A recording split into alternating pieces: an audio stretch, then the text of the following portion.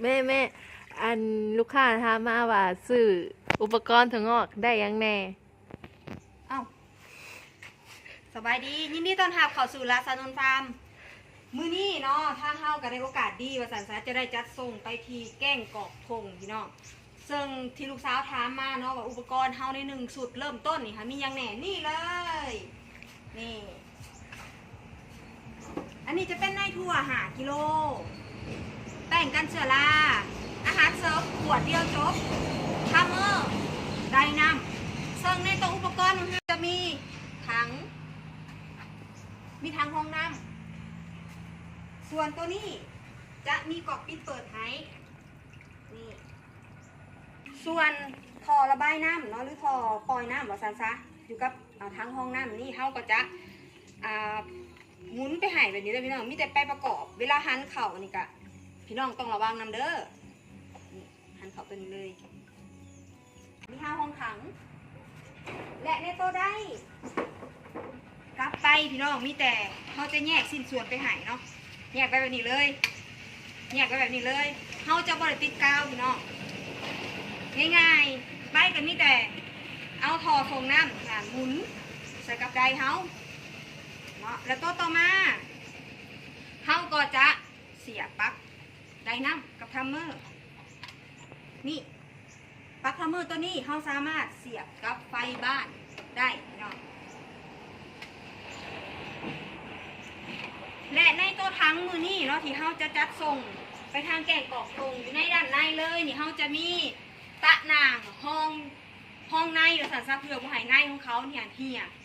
ยสันซับพี่น้องเอาลงไปในก้นเลยมาดูใกล้ๆดูอันนี้จะเป็นตะนางห้องก้นถังนี่ตะนางเคี้ยวตัวต่อมาเวลาเขาเอาในถั่วลงไปในถังแล้วเพื่อเบรกน้ำบ่ให้ถั่วเขามีปัญหาเขาก็จะเอาตัวนี้ใส่เป็นสั้นที่2และต่อมาสั้นที่3คือพาปิดปากว่าซะนี่อันนี้เบรกบ่ให้น้ำไหลออกไปเนาะและเขามาเบิ่งการเฮ็ดเวียกของอุปกรณ์ที่เขาจะจัดส่งในมื้อนี้ว่าเขาเฮ็ดเวียกปกติบ่มาเบิ่งกันเลยนี่เห็ดเบียกปกติพี่น้องทัมเมอร์และได้น้ำเห็ดเบียกปกติซึ่งอุปกรณ์ชุดนี้เราจะส่งไปที่แก่งกอกเมืองจำพรหากพี่น้องทางบ้านทานใดที่ว่ายังแนมหาอาชีพบริษัทอยากมีอาชีพให้กับครอบครัวเราก็แนะนำเลยเป็นอุปกรณ์ปลูกถั่วงอกหรือปลูกถั่วงอกเพื่อจะส่งให้ตลาดนั่นเองพี่น้องเราก็จะมีอุปกรณ์แบบนี้ให้และที่สำคัญพี่น้องทางบ้านบ่เคยมีความรู้บ่เคยมีประสบการณ์เกี่ยวกับการปลูกถั่วงอกทางลาซานนฟาร์มมูเฮาเนี่ยยินดีเป็นพี่เลี้ยงให้พี่น้องจนเป็นเลยดูแลตลอดอายุการปลูกถั่วงอกของพี่น้องทางบ้านพี่น้องติดคัดบนใดก็สามารถปรึกษาได้ซึ่งอุปกรณ์ในมือนี้แมนเห็ดเวียกปกติลาซานนฟาร์มมูเฮาเนี่ยจะแพ็คของเพื่อจะส่งให้พี่น้องทางบ้านกันเลยหวังว่าอุปกรณ์สุดนี้จะสร้างประโยชน์ให้พี่น้องทางบ้านบ่หลายก็หน่อยพอกันในคลิปหน้าพี่น้อง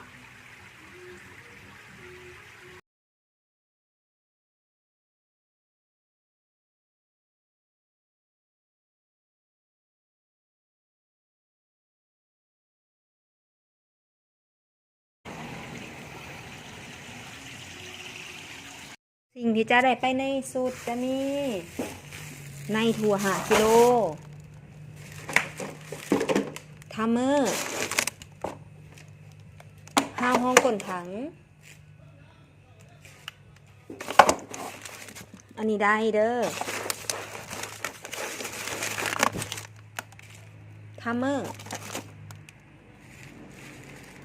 แป้งกันเชื้อราอาหารเสริมก็จะมีคู่มือนำเด้อจ้านี่